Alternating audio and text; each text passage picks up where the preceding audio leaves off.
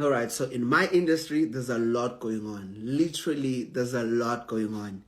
And I want to give you some warning. So, there's a lot of cloning of emails going on, whereby bacala phasi clone an email of a particular entity.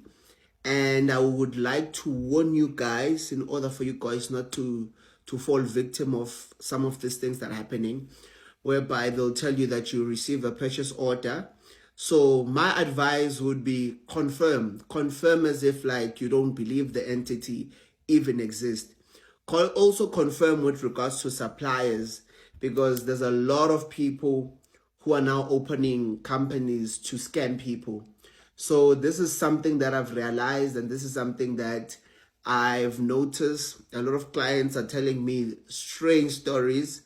So because I assist a lot of clients with regards to them running their businesses. So I would just warn you guys, and it's something that I've realized that is happening. And yeah, to your advantage, I'm here for you guys, and just be on a lookout, especially when it comes to entities, government entities, private entities. There's a lot of cloning happening, and just be careful. Just be really, really careful.